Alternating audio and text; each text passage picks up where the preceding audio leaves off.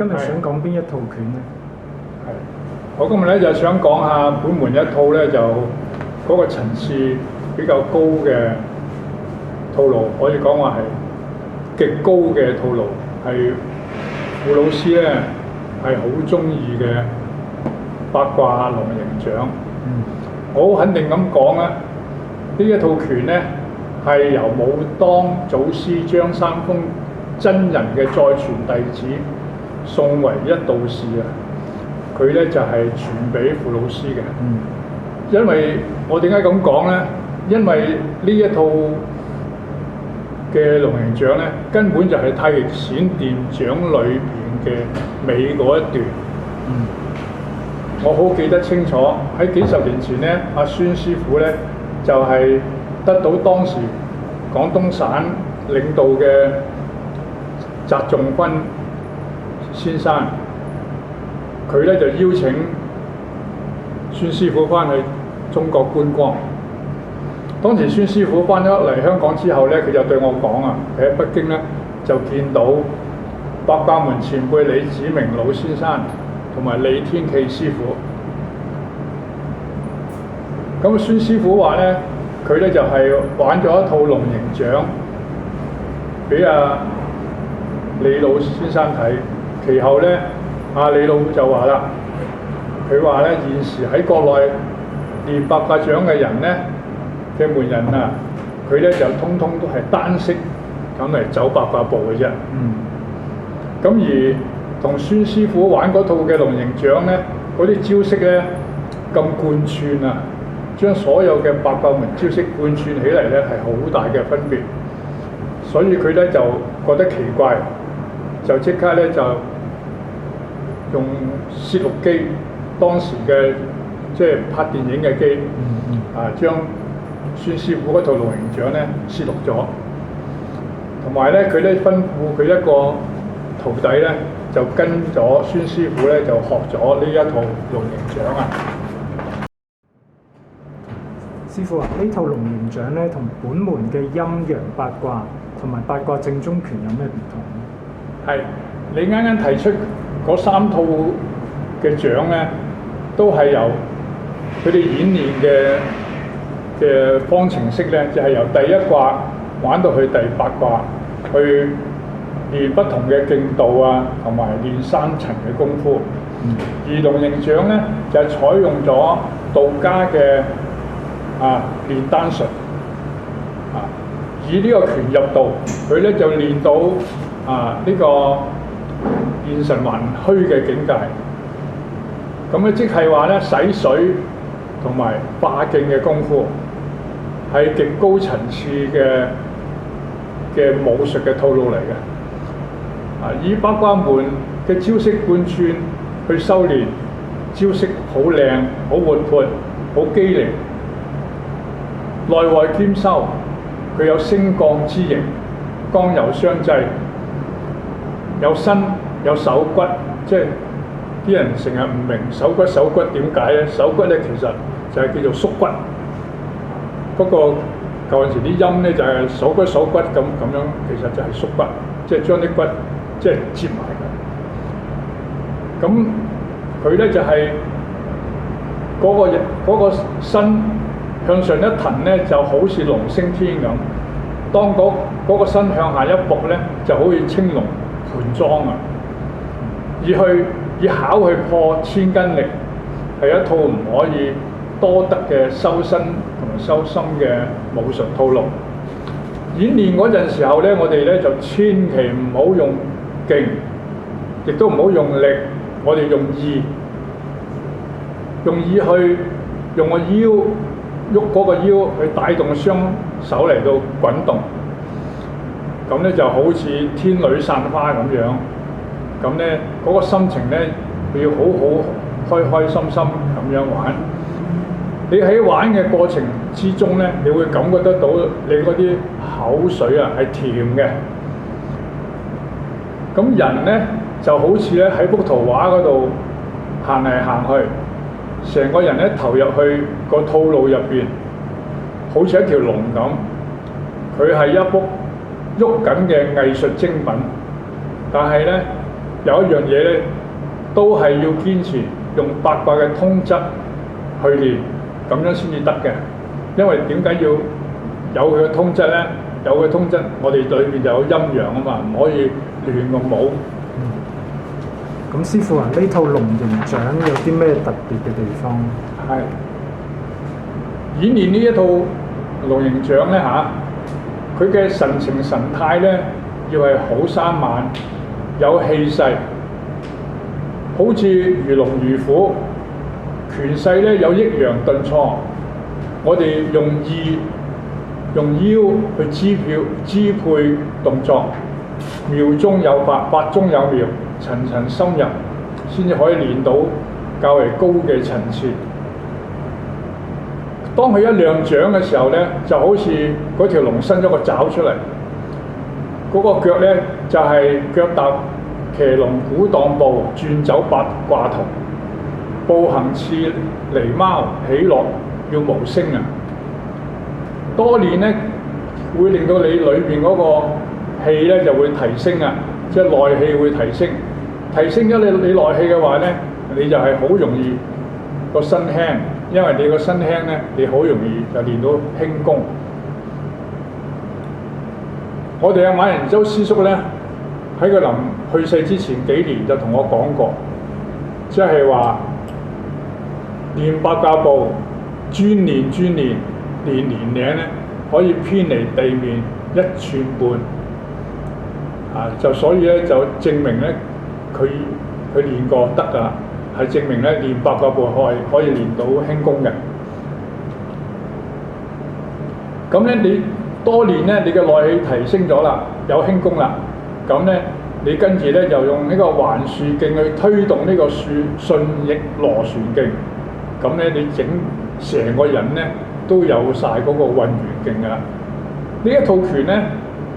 佢取象係龍形，因為龍係第一神物，有升天落海盤旋嘅能力，高離低進，縱身躍起，飛天遁地，升降伸縮嘅本能，真係靈勇無比啊！變化莫測。龍形掌呢套龍形掌個口訣咧就係吞、吐、圓、扁、伏。以龍形掌嘅組合，初練嗰陣時候咧，你會覺得精神舒暢。你練上幾個月咧，你嗰啲氣血暢旺咗之後，身體就健康。再練耐啲咧，你嘅筋骨就大有進展啦。正如拳譜所講啦，筋長則壽命長，而達到咧年紀老而人就唔老，飄飄若仙嘅境界。另一方面咧，就係可以以拳入道啦，亦都可以練到練神還虛嘅功夫，係化勁，係洗水嘅修練氣功嘅最高嘅境界。喺道家嚟講，可以叫做話稱之為無有有無虛空之道，外練筋骨皮，內練精氣神。師傅啊，咁點樣先可以練好龍形掌咧？係啊，練好龍形掌咧就一定要呢個萬法歸宗嘅心態，同主要咧就係咧有一點係好緊要嘅，就係呢個練習者嗰個品德性格同埋悟性啊，呢點係好緊要。我教咗20幾年拳咧嘅八卦掌啊，我教咗20幾年，我感覺得到，如果嗰個人嘅模仿力係高咧，佢更加快容易上手嘅。因為玩龍形掌嗰陣時候咧，一定要多練呢個鼓蕩八卦騎龍步，咁咧就令到你嘅身體輕啦，你輕咧就會柔啦。咁跟住你再練多啲嗰個腰，去啟動嗰個氣，去推動嗰個螺旋徑。但係即係咧嗰個有一樣嘢咧，我哋一定要記住，嗰個手腳一定要跟嗰個腰去喐，我哋千祈唔好自己亂咁喐。咁我又要求學嗰個人咧，嗰個身體咧佢唔好用勁，唔使嘅，好似你平時一舉手一投足咁去玩八卦掌咧就得㗎啦。要自然放鬆，咁樣咧先至會令到嗰啲氣咧喺呢個身體裏邊咧隨意咁運轉啊。咁當你嘅雙手嘅勁啊、氣啊能夠完全放鬆嘅話咧，你咧先至會令到你嗰啲勁同氣咧對外嘅消耗咧就會減少咗。咁佢一減少咗咧，就可以喺你嘅集中喺你嘅身體裏邊咁去運轉啊。咁樣你咪就可以練到，因為你身體裏面有勁啊，咁變咗你練到慢慢咧就得到洗水同埋化勁喺個身入邊。再進一步咧就係可以練神還虛嘅境界。有一啲係好緊要，但係一定要照師傅所教你嘅拳勢、通則，每一招每一式嘅要求、尺寸、角度、勁度，要高度統一嘅要求。例如手型啦、手法啦，就步型啦、步法啦、身形身法啦，嗰個要領咧一定要好準確無誤啊，否則嗰個內意內氣內勁咧就會失真嘅。仲有，因為龍咧有升降、有起伏、有屈伸呢啲變化，練嗰陣時候咧應該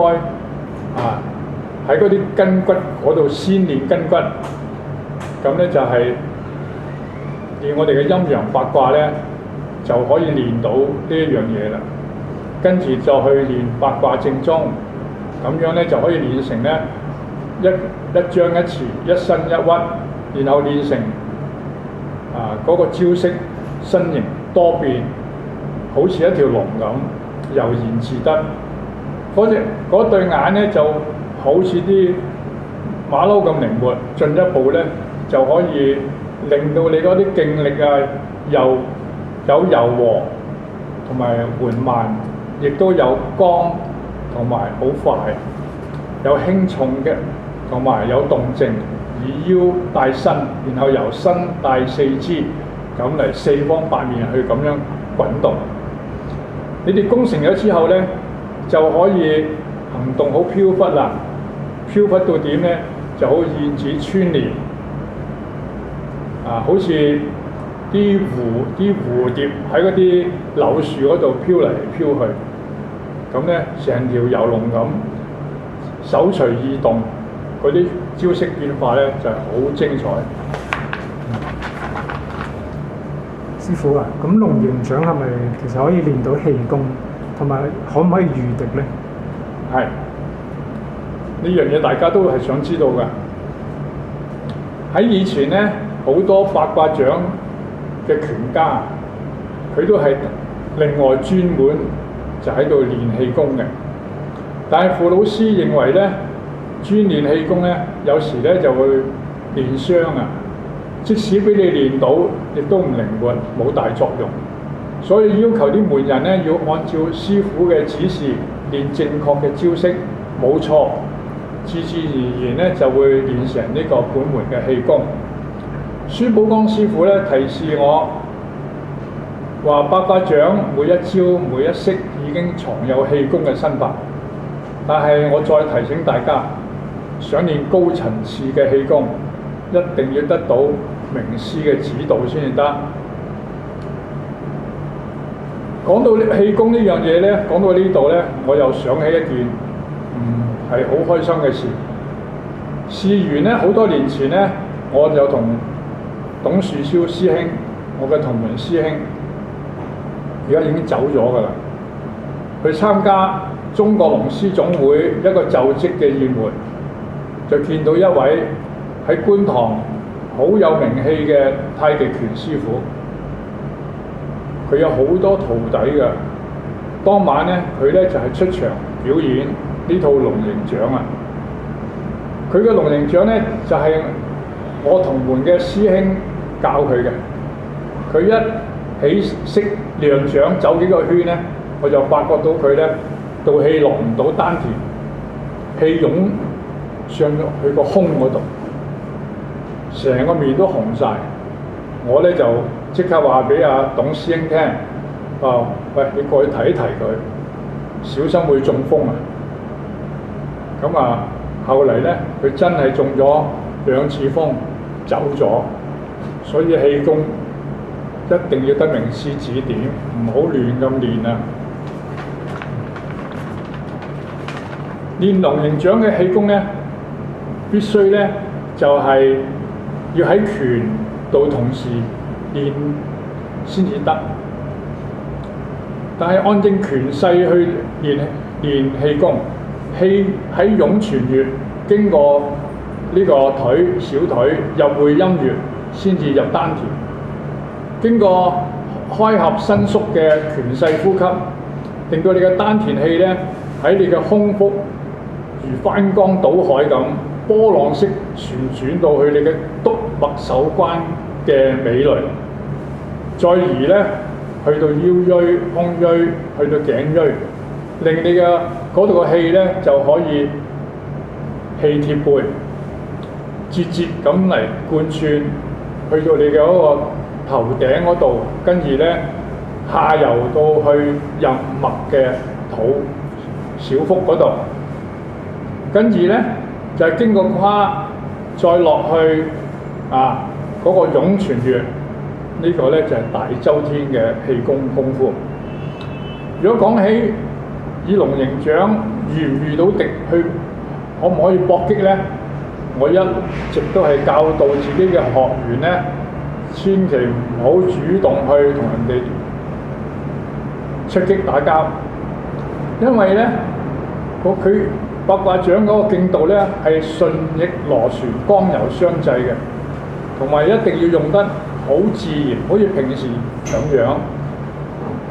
剛柔咧亦都唔可以偏喎，因為咧我嘅睇法就係咧，你用剛，但係裏邊一定要有柔。你冇柔咧，你嘅轉手嘅轉彎啊，亦都唔會快嘅。如果你用柔嘅話咧，亦都唔可以冇剛喎。如果你冇剛咧，你逼對方逼唔到，唔夠快啊！逼佢嘅時候唔夠快。出掌咧就好似龍爪咁，運用順逆螺旋勁產生嘅離身同埋向身力，千祈唔好用頂勁，因為一用頂勁就已經唔係內家拳嚟㗎啦。因為八卦掌咧，佢可以練到吸氣發勁，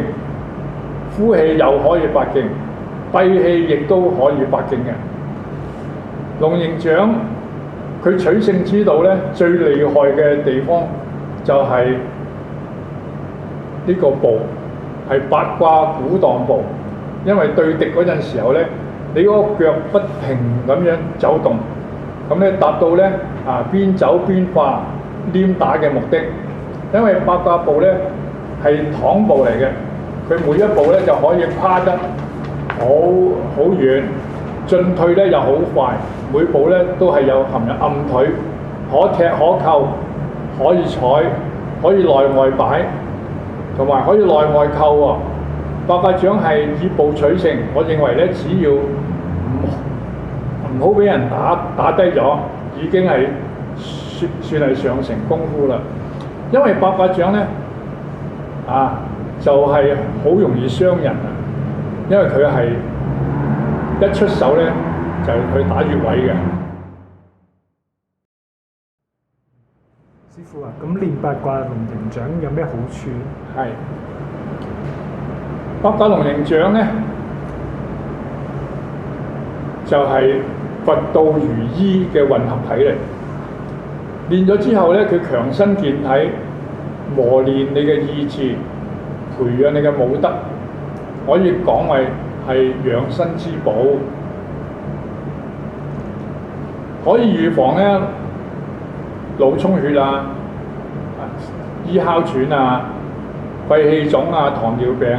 情緒病、心肌梗塞同埋消除抽筋佢亦都可以增強你嗰個心肌，同埋改善你五臟六腑嘅功能咧，實在係好有效。咁咧有一度咧，我需要提一提嘅咧，再要長氣啲都要講講。咁為咗維護本會嘅聲譽咧，所以我一路都係好堅持，傳授本會嘅副式吐露咧，一定要經過我哋呢個會嘅考核啦，同埋我親自簽署嘅證書。咁樣咧，我哋目的唔係有其他咩目的，係想維持嗰個質素嘅統一，想好嘅功夫留俾大家嘅啫。因為如果係有一啲師傅睇咗碟就出去教啦，咁你教壞嘅，第一你壞咗本門派嘅名譽，又亦都教唔好學生，嗰個損失就會更加會大。咁咧就我咧就而家咧就又要嚟一個溫馨提示俾大家啦。希望大家記住，逢係開合應該係由胯去帶動胸嘅開合，千祈唔好個胸自己去開合。你嘅胯開合就帶動胸開合，胸開合咧就帶動你嘅手嘅開合。咁你又唔好自己嘅手咧亂咁揈、亂咁整、亂咁去開合，咁咧就係、否則咧就會傷到你自己嘅五臟六腑，亦都唔係內家拳啦。好啦，而家咧就時間差唔多啦，我而家講到呢度咧就係、請麥子峰同門咧示範一下八卦龍形掌嘅演練方式，等大家指教一下。好多謝咁多位。